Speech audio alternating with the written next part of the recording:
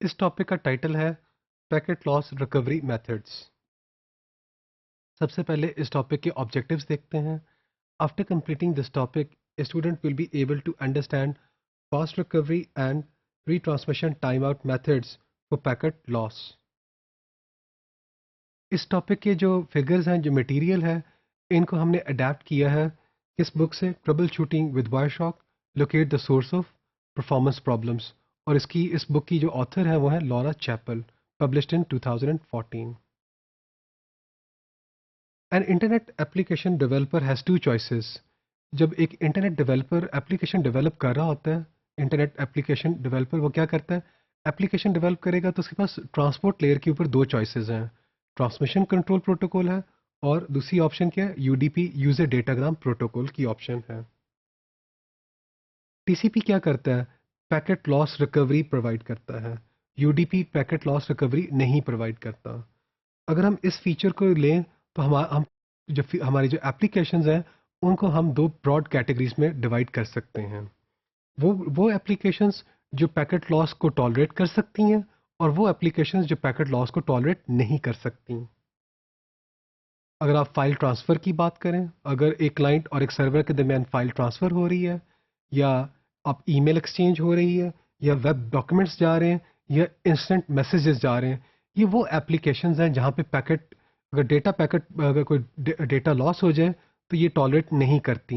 तो these are those applications जिनको data चाहिए होता है।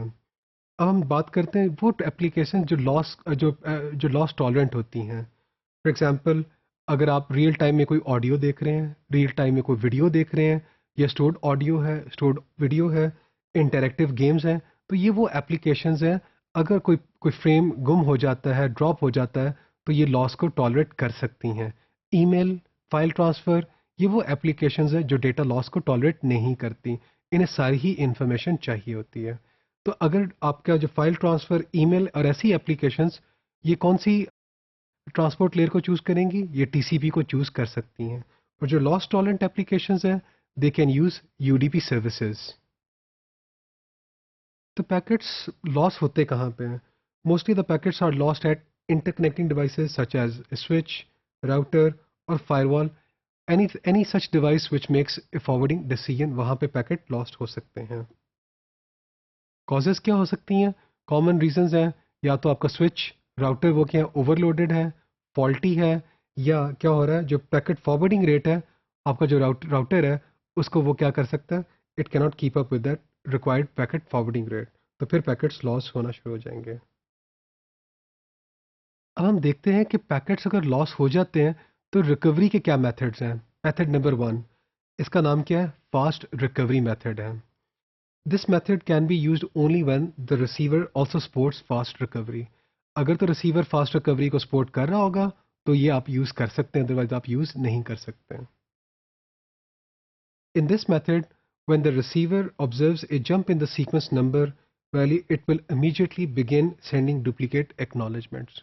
तो अगर वो जो वैल्यू, जो पैकेट या जो बाइट एक्सपेक्ट कर रहा था, वो उसे अपनी एक्सपेक्टेशन के मुताबिक नहीं मिला, एक जंप आ गया है, तो वो क्या करेगा, उसको समझेगा कि एक पैकेट या कुछ पैकेट्स क्या हो गए हैं, लॉस्ट हो चुके हैं।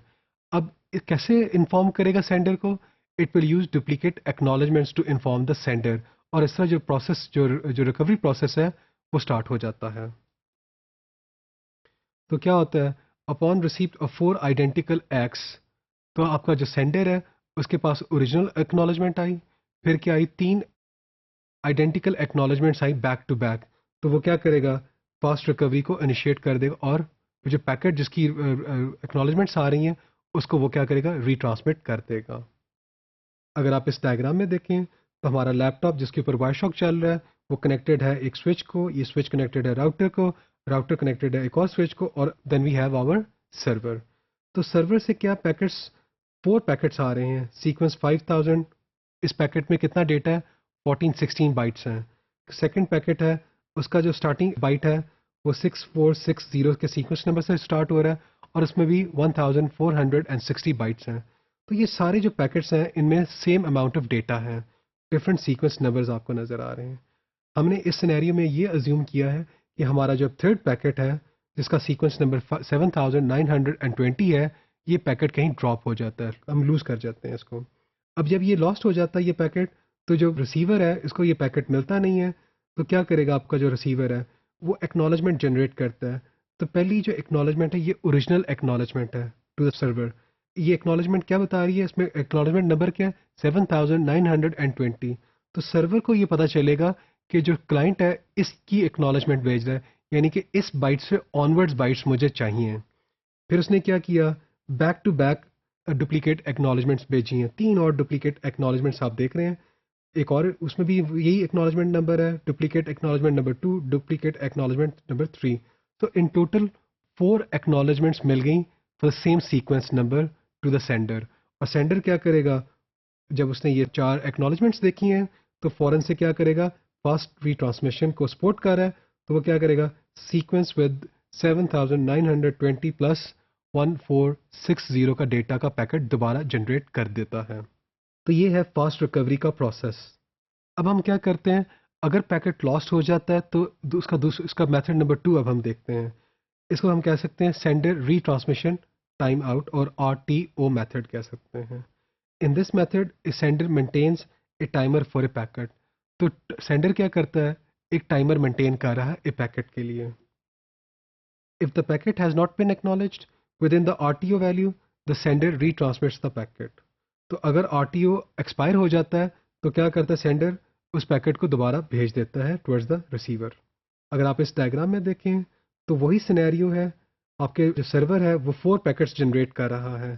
पहला पैकेट 5000, दूसरा packet 6460, third packet 7920, fourth packet 9380।